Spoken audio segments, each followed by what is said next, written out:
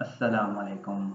This is lecture number 5 of cost accounting, chapter number 1 introduction. This lecture all about overheads and categories. Let's move on first slide of this lecture. तो basically हम यहाँ पे देखेंगे कि overheads है क्या, ठीक है। और इसे इनडायरेक्ट कॉस्ट भी कहते हैं, ओवरहेड्स को इनडायरेक्ट कॉस्ट भी कहते हैं। तो जो भी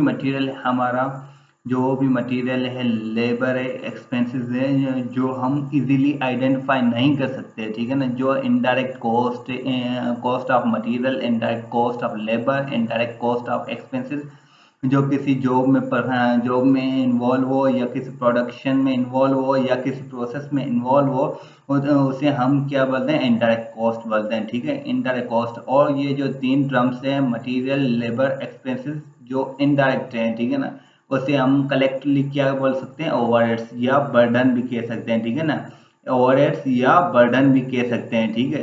और ओवरहेड्स का फार्मूला क्या होगा, जो भी इनडायरेक्ट मटेरियल, ठीक है, इनडायरेक्ट लेबर और इनडायरेक्ट एक्सपेंसेस को हम क्या बोल सकते हैं, ओवरहेड्स बोल सकते हैं, ठीक है। यहाँ तक आपको समझ में आ गया, ठीक है। तो अगर इसमें कोई सवाल हो तो आप पूछ सकते हैं, ठीक है। इसके बाद हम देखते हैं कि इसकी कैटेगरीज क्या है, ठीक है। तो सबसे पहले ओवरहेड्स की कैटेगरी क्या, कौन सी आ जाती है, प्रोडक्शन आ जाती है। प्रोडक्शन में इनडायरेक्ट मटेरियल आ जाता है, इनडायरेक्ट एक्सपेंसेस आ जाते हैं, इनडायरेक्ट लेबर आ जाते हैं, ठीक है। फिर उसके बाद एडमिनिस्ट्रेशन में भी ओवरहेड्स आ जाते हैं, उसमें भी मटेरियल, एक्सपेंसेस और लेबर। उसके बाद सेलिंग एंड डिस्ट्रीब्यूशन ओवरहेड्स, इसमें भी indirect material, indirect cost, indirect expenses और इनडायरेक्ट लेबर आ जाता है। तो ये सारी ब्रॉडर कैटेगरीज हैं जिसको हम बारी बारी समझने की कोशिश करेंगे, ठीक है। तो सबसे पहले हमारा क्या आ जाता है, प्रोडक्शन। और प्रोडक्शन को हम मैन्युफैक्चरिंग भी कह सकते हैं और फैक्ट्री ओवरहेड्स भी कह सकते हैं, ठीक है। प्रोडक्शन क्या है, प्रोडक्शन ओवरहेड्स क्या है, जो रिप्रेजेंट करते हैं all indirect cost incurred in the connection with the production. जो भी प्रोडक्शन के रिलेटेड जो भी एक्सपेंसेस हैं, जो इनडायरेक्ट एक्सपेंसेस हैं, उसे हम प्रोडक्शन ओवरहेड्स कह सकते हैं, ठीक है। इसका फार्मूला क्या हो सकता है, तो हम इसे कैसे डिफाइन कर सकते हैं, यहाँ पे इन एग्रीगेट, एग्रीगेट मतलब टोटल, जो भी इनडायरेक्ट एक्सपेंसेस है, एग्रीगेट एक्सपेंसेस है, मटेरियल एक्सपेंसेस है, इनडायरेक्ट मटेरियल कॉस्ट है, या इनडायरेक्ट लेबर कॉस्ट है, या इनडायरेक्ट एक्सपेंसेस कॉस्ट है। तो वो जो भी ये सारे इनडायरेक्ट ओवरहेड्स हो रहे हैं, कहाँ पे हो रहे हैं, प्रोडक्शन डिपार्टमेंट में, तो उसे हम क्या बोलेंगे, प्रोडक्शन ओवरहेड बोलेंगे। तो इसमें एग्जांपल हम ले लेते हैं, ठीक है। सबसे पहले हम मटेरियल को देखते हैं। मटेरियल, इनडायरेक्ट मटेरियल में क्या क्या आ जाता है, ठीक है। तो जो कॉस्ट ऑफ कंज्यूमेबल स्टोर्स, जो हमें किसी चीज प्रोड्यूस करने में मदद दे रही हो, जिसके वो उसे हम क्या बोलते हैं, कंज्यूमेबल स्टोर्स बोल सकते हैं, जैसे कि लुब्रिकेंट ऑयल, ठीक है। लुब्रिकेंट ऑयल भी हमें प्रोडक्शन करने में मदद दे रहा होता है, वो फ्यूल भी यूज हो रहा होता है, ठीक है, जनरेटर वगैरह में। और लुब्रिकेंट्स वगैरह भी यूज हो रहा होता है प्रोडक्शन डिपार्टमेंट में, कहाँ पे, प्रोडक्शन डिपार्टमेंट में। उसके साथ हमारा कॉस्ट ऑफ प्रिंटिंग, जो प्रिंटिंग वगैरह स्टेशनरी यूज हो रही है, ठीक है ना, कहाँ पे, प्रोडक्शन डिपार्टमेंट में, वो भी सारा हमारा मटेरियल कॉस्ट में आ जाता है। उसके बाद हमारा आ जाता है इनडायरेक्ट लेबर। इनडायरेक्ट लेबर का कौन होते हैं, जो वहाँ पे वो बंदा जो डायरेक्टली इन्वॉल्व ना हो, वो बंदा जो डायरेक्टली इन्वॉल्व ना हो प्रोडक्शन में, तो उसे हम इनडायरेक्ट लेबर बोलते हैं, ठीक है। जैसे कि सुपरवाइजर, ठीक है, सुपरवाइजर भी वहाँ पे मौजूद तो होगा, पर वो प्रोडक्शन में डायरेक्टली इन्वॉल्व नहीं होगा, तो उसकी सैलरी भी क्या हो गई, तो उसकी कॉस्ट हो गई, ठीक है। वर्क मैनेजर है, ठीक है, वो भी वहाँ पे मौजूद तो है, पर वो डायरेक्टली उसमें काम में इन्वॉल्व नहीं है। डिपार्टमेंटल सुप्रीडेंट भी वहाँ पे तो मौजूद है, पर काम में इन्वॉल्व नहीं है। इसी तरीके से जो भी स्टाफ, अदर स्टाफ है, जो डायरेक्टली प्रोडक्शन डिपार्टमेंट में डायरेक्टली इन्वॉल्व ना हो, उसे इनडायरेक्ट लेबर कह सकते हैं, और इनडायरेक्ट लेबर कॉस्ट भी कह सकते हैं, इनडायरेक्ट लेबर ओवर हेड्स भी कह सकते हैं, ठीक है। और और कंट्रीब्यूशन ऑफ पीएफ, मतलब प्रोविडेंट फंड भी देने होते हैं, ठीक है, पे लीव भी देनी होगी, दो जो स्टाफ है उससे, ठीक है ना, वो भी सारे हमारे कहाँ पे आ जाते हैं, कितने कॉस्ट में काउंट हो रहे होते हैं, इनडायरेक्ट लेबर कॉस्ट में हमारा काउंट हो रहा है, ठीक है, इनडायरेक्ट लेबर कॉस्ट में हमारा काउंट हो रहा है। उसके बाद हमारा आ जाता है इनडायरेक्ट एक्सपेंसेस, हम अब डिस्कस करेंगे इनडायरेक्ट एक्सपेंसेस। तो इनडायरेक्ट एक्सपेंसेस क्या है, ठीक है, जो हम फैक्ट्री के लिए बिल्डिंग वगैरह यूज कर रहे हैं उसकी रेंट भी आएगी, टैक्सेस भी लगेंगे, उसकी इंश्योरेंस भी हो, रिपेयर्स भी होगी, उसकी इंश्योरेंस भी होगी, ठीक है ना, उसकी डेप्रिसिएशन भी होगी, बिल्डिंग है तो उसकी डेप्रिसिएशन भी होगी, ठीक है ना, बिल्डिंग जो यूज हो रही है, ठीक है, प्लांट यूज हो रहे हैं, ठीक है, उसकी डेप्रिसिएशन होगी, उसका रेंट भी होगा, ठीक है, जो मशीनरी है, मशीनरी हम जो यूज कर रहे हैं, मशीनरी या फर्नीचर जो भी प्रोडक्शन में यूज हो रहा है, जो भी मशीनरी है, फर्नीचर है, उसका भी डेप्रिसिएशन, रिपेयरेंस और इंश्योरेंस वगैरह का भी खर्चा आएगा, ठीक है, वो उसे इनडायरेक्ट एक्सपेंसेस में काउंट कर रहे हैं। और जो फैक्ट्री में टेलीफोन यूज हो रहा है उसका भी एक्सपेंसेस यहाँ पे काउंट होगा, लाइटिंग, हीटिंग और क्लीनिंग वगैरह का भी यहाँ पे इनडायरेक्ट एक्सपेंसेस में काउंट होगा। तो ये था हमारा प्रोडक्शन ओवरहेड्स। क्या था? Production overheads. इसके बाद हमारा दूसरा आ जाता है एडमिनिस्ट्रेशन ओवरहेड। एडमिनिस्ट्रेशन ओवरहेड में क्या क्या क्या आ जाता है? रिप्रेजेंट ऑल द कॉस्ट, ठीक है, इनडायरेक्ट कॉस्ट जो भी आ रही होती है एडमिनिस्ट्रेशन में, aggregate material cost plus labour cost expenses incurred हो रहे हैं एडमिनिस्ट्रेशन डिपार्टमेंट में, उसे हम क्या बोलते हैं? एडमिन ओवरहेड्स बोलते हैं। जो admin overheads represent the cost of formality. यहाँ पे वो फॉर्मेलिटी आप पॉलिसीज वगैरह जो बनाते हैं उस पे जो कॉस्ट आ रही है, ठीक है ना, उसको हम रिप्रेजेंट कर रहे होते हैं एडमिनिस्ट्रेशन में, ओवरहेड्स में। और यहाँ पे वो एडमिन डिपार्टमेंट में वो हमें डायरेक्ट भी कर रहा होता है, ठीक है, वो और कंट्रोल भी कर रहा होता है, ठीक है ना। और ठीक है, हम जो कंट्रोल कर रहा है ऑपरेशन वगैरह को या ऑर्गेनाइजेशन में पॉलिसीज वगैरह बना रहा है, ये डायरेक्शन कर रहा है, ठीक है, उस पर भी खर्चा तो आने वाला है, ठीक है ना। तो वो भी जो हम इजीली काउंट ना कर सके, इजीली हम आइडेंटिफाई ना कर सके, और ये डायरेक्टली इन्वॉल्व नहीं होगा प्रोडक्शन डिपार्टमेंट में, सेलिंग डिपार्टमेंट, डिस्ट्रीब्यूशन, रिसर्च वगैरह में डायरेक्टली इन्वॉल्व नहीं होते, ठीक है। ये सिर्फ पॉलिसीज बनाते हैं, डायरेक्टिंग करते हैं और कंट्रोलिंग वगैरह, ऑपरेशन वगैरह करते हैं, ठीक है। Undertaking which is not related directly production, वो डायरेक्टली प्रोडक्शन में इन्वॉल्व नहीं होते, वो सिर्फ क्या फॉर्मेलिटी, डायरेक्टिंग, ऑर्गेनाइजिंग और कंट्रोलिंग ऑफ ऑपरेशन करते हैं, ठीक है ना। तो ये डायरेक्टली इन्वॉल्व नहीं है, ठीक है, ये भी डायरेक्टली इन्वॉल्व नहीं है। तो ये भी हमारा इनडायरेक्ट कॉस्ट में आ जाता है, एडमिन क्या आ जाता है? इनडायरेक्ट कॉस्ट में आ जाता है, ठीक है, इनडायरेक्ट कॉस्ट में इन्वॉल्व हो रहा है, ठीक है।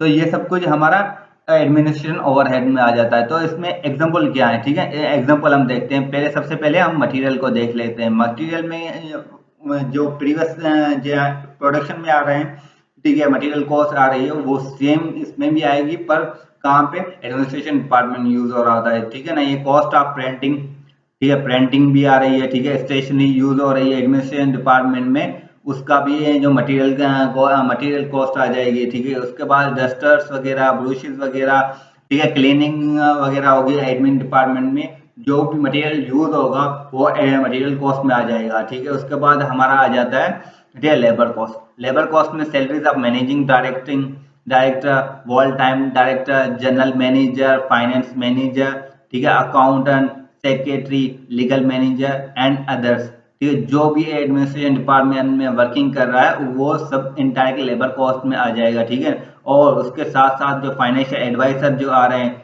ठीक है, जो लीगल एडवाइजर आ रहे हैं, तो उसकी भी कॉस्ट हम कहाँ पे काउंट करेंगे? लेबर कॉस्ट में और एडमिनिस्ट्रेशन ओवरहेड्स में काउंट होगी, ठीक है। उसके बाद हमारा आ जाता है एक्सपेंसेस। तो अब हम डिस्कस करने जा रहे हैं एक्सपेंसेस इन ओवर एक्सपेंस एडमिनिस्ट्रेशन ओवरहेड इन एक्सपेंसेस, ठीक है। तो हम यहाँ पे क्या होगी? रेंट को काउंट कर रहे हैं, ठीक है। उसके बाद हमारा रेट्स आ गया, टैक्स ऑफ ऑफिस बिल्डिंग, जो हमारी ऑफिस बिल्डिंग है उसका रेट्स, टैक्सेस वगैरह पे होंगे, ठीक है ना, वो भी हमारे एक्सपेंसेस में आ रहा है, ठीक है। और repairs, insurance, depreciation of office building equipment, ठीक है, और फर्नीचर वगैरह जो यहाँ एडमिनिस्ट्रेशन डिपार्टमेंट में यूज हो रहा होता है, उसकी भी डेप्रिसिएशन, इंश्योरेंस वगैरह करनी होती है, ठीक है। उसके बाद हमारा एडमिनिस्ट्रेशन ऑफिस टेलीफोन एक्सपेंसेस आ जाता है, और क्लीनिंग, हीटिंग वगैरह भी एक्सपेंसेस में काउंट हो रहे होते हैं, ठीक है। तो ये था हमारा एडमिनिस्ट्रेशन ओवरहेड्स में जो भी है इसके कंपोनेंट थे, जो है इसमें एग्जांपल वगैरह हमने डिफाइन कर लिए हैं। तो ये सब कुछ किसके बारे में था? एडमिनिस्ट्रेशन ओवरहेड, ठीक है। ये सेकंड नंबर कैटेगरी थी ओवरहेड्स की। उसके बाद फाइनल और लास्ट कैटेगरीज है सेलिंग, ठीक है। इसके बाद भी डिस्ट्रीब्यूशन ओवरहेड है, ठीक है। और इसमें ओवरहेड रिप्रेजेंट करता है, किस चीज़ को रिप्रेजेंट करता है, cost seeking to create demand. तो बेसिकली सेलिंग में क्या होता है, सेलिंग प्रोसेस में वो डिमांड क्रिएट करते हैं, ठीक है। डिमांड क्रिएट करते हैं और स्टिमुलाई करते हैं, डिमांड को स्टिमुलाई करते हैं, और सिक्योरिंग, ठीक है, ऑर्डर लेना होता है, ठीक है ना। तो ऑर्डर लेना वगैरह, तो उसमें जो भी कॉस्ट आ रही होती है, जो प्रमोशन करना होता है, सेलिंग वगैरह, और कस्टमर रिटेन करने होते हैं, तो यहाँ इसमें जो भी कॉस्ट आ रही होती है, उसे हम क्या बोलते हैं, सेलिंग ओवरहेड्स बोलते हैं, ठीक है ना, सेलिंग ओवरहेड्स कहते हैं। तो इसमें सेलिंग ओवरहेड्स में क्या आ जाता है, टोटल मटेरियल कॉस्ट आ रही होती है, लेबर कॉस्ट आ रही होती है, expenses incurred by sales department में, ठीक है। तो ये सब कुछ कहाँ पे आ रहा होता है, सेलिंग ओवरहेड्स में आ रहा होता है। इसमें एग्जाम्पल ले लेते हैं, सबसे पहले मटेरियल कॉस्ट के हवाले से ले लेते हैं, फिर लेबर के हवाले से ले लेंगे, फिर एक्सपेंसेस के हवाले ले लेंगे, ठीक है ना। तो मटेरियल में क्या क्या आ जाता है, प्रिंटिंग, ठीक है, पोस्टेज, स्टेशनरी यूज हो रही होती है कहाँ पे, सेल्स डिपार्टमेंट में। यहाँ पे हम कैटालॉग बनाते हैं, ठीक है, लिस्ट ऑफ प्राइस वगैरह बनाते हैं, तो इसकी भी कॉस्ट जाहिर ही बात है होगी, ठीक है। ये भी मटेरियल में काउंट होगा, ये भी मटेरियल में काउंट होगा। तो उसके बाद हमारा आ जाता है लेबर, जो सेल्स डायरेक्टर है, ठीक है, उसके बाद सेल्स मैनेजर है, सेल्स ऑफिसर है, सेल्स मैन है, other staff working in the sales department में। तो उसकी सबकी ये सैलरी भी काउंट कहाँ पे होगी, लेबर कॉस्ट में होगा। और कमीशन ऑफ सेलिंग एजेंट, जो जो कमीशन होगा सेलिंग एजेंट का, वो भी काउंट होगा लेबर कॉस्ट में। और लेबर काउंट कहाँ पे होगा, ठीक है, यहाँ पे सेलिंग ओवरहेड्स में काउंट होगा। उसके बाद हमारा आ जाता है एक्सपेंसेस। एक्सपेंसेस में क्या होते हैं, यहाँ पे रेंट पे करनी होती है, रेट्स पे वगैरह, टैक्सेस वगैरह सेल्स ऑफिस की पे करना होगा। तो ये सब कहाँ पे काउंट होंगे, एक्सपेंसेस में। Repairs, insurance, depreciation of sales building, जो प्रीवियस दो थे उनमें भी सेम हो रहा था, पर यहाँ पे क्या होगा, जो सेलिंग डिपार्टमेंट ऑफिस यूज करेगा, उसके डिप्रिसिएशन वगैरह काउंट सेलिंग ओवरहेड्स में काउंट होगा, ठीक है। उसके बाद सेल्स ऑफिस, जो सेल्स ऑफिस टेलीफोन का एक्सपेंस देना होगा, लाइटिंग वगैरह देनी होगी। यहाँ पे वो एडवर्टाइजिंग, जो डिमांड क्रिएट करने के लिए एडवर्टाइजिंग करेंगे, तो उसका भी एक्सपेंसेस होगा। और बेड डेप्ट जब ये आपने फाइनेंशियल अकाउंटिंग में पढ़ा होगा कि जब अकाउंट रिसीवेबल हम रिसीव नहीं होते, वो बेड में चेंज हो जाते हैं। जो अकाउंट रिसीवेबल का कॉन्ट्रा अकाउंट बेड डेट है, ठीक है, बेड डेट्स आ जाते हैं, वो भी हमारे एक्सपेंस है। और डेट कलेक्शन के चार्जेस भी लगते हैं, जब हम डेट कलेक्ट करने के लिए जाते हैं, तो उसका ट्रांसपोर्टेशन वगैरह, टीएडी वगैरह, तो उसके चार्जेस आ जाएंगे, ठीक है। और सेल्समैन ट्रेवलिंग एक्सपेंसेस भी यहाँ पे आ जाएगा, एंटरटेनमेंट एक्सपेंसेस ऑफ कस्टमर आ जाएगा। तो ये सब कुछ कहाँ पे काउंट होगा, एक्सपेंसेस में काउंट होगा, इनडायरेक्ट एक्सपेंसेस में काउंट होगा। और इनडायरेक्ट एक्सपेंसेस कहाँ पे काउंट होंगे, सेलिंग ओवरहेड्स में काउंट होंगे। तो इसके बाद हमारा फाइनल डिस्ट्रीब्यूशन ओवरहेड आ जाएगा, ठीक है। डिस्ट्रीब्यूशन ओवरहेड्स होते हैं क्या है, ठीक है। Distribution overheads all expenses incurred from the time the product is finished। जब टाइम, जो प्रोडक्ट फिनिश होगा, बनेगा, ठीक है, उसका finish in the factory until deliver, जब फिनिश प्रोडक्ट फैक्ट्री में बनेगा और डिलीवर होगा कस्टमर तक। तो ये सब कुछ सारे एक्सपेंसेस काउंट कहाँ पे हो गए, डिस्ट्रीब्यूशन ओवरहेड्स में काउंट हो गए। तो डिस्ट्रीब्यूशन ओवरहेड्स क्या है, टोटल मटेरियल कॉस्ट, एग्रीगेट मतलब मटेरियल और टोटल, ठीक है। उसके बाद हमारा लेबर कॉस्ट आ जाएगा, उसके बाद हमारा एक्सपेंसेस आ जाएंगे जो इंकर्ड हो गए डिस्ट्रीब्यूशन डिपार्टमेंट में। तो उसमें भी सबसे पहले हम मटेरियल लेते हैं, ठीक है। तो प्रिंटिंग कॉस्ट आ जाएगी, पोस्टेज आ जाएगा, स्टेशनरी यूज होगी कहाँ पे, डिस्ट्रीब्यूशन डिपार्टमेंट में। और मोस्ट इम्पोर्टेंट बात, जो सेकेंडरी पैकिंग है ना, सेकेंड पैकिंग यहाँ पे काउंट होगी, डिस्ट्रीब्यूशन ओवरहेड्स में काउंट होगी, ठीक है। ये भी ओवरहेड्स है, इनडायरेक्ट कॉस्ट है। जो फर्स्ट प्राइमरी पैकिंग होगी वो डायरेक्ट कॉस्ट है। प्राइमरी पैकिंग का प्राइमरी पैकिंग क्या है, ये डायरेक्ट कॉस्ट है, वो डायरेक्ट कॉस्ट है, वो डायरेक्ट कॉस्ट है, ठीक है।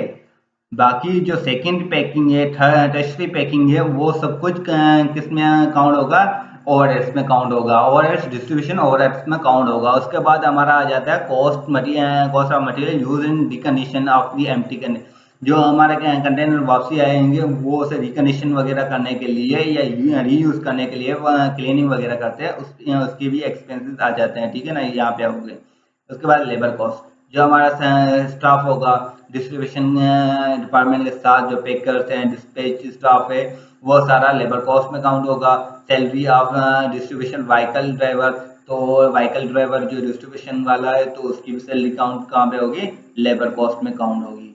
उसके बाद हमारा आ जाता है एक्सपेंसेस। एक्सपेंस में क्या आ जाता है, रेंट वगैरह आ जाती है, ठीक है। उसके बाद हमारा रिपेयर्स इंश्योरेंस वगैरह आ जाती है, डिस्ट्रीब्यूशन ऑफिस टेलीफोन आ जाता है, हीटिंग वगैरह आ जाती है, ठीक है। Depreciation repairs and running expenses of delivery vans, जो हमारा डिलीवरी वैन्स है उसका एक्सपेंसेस आ जाते हैं।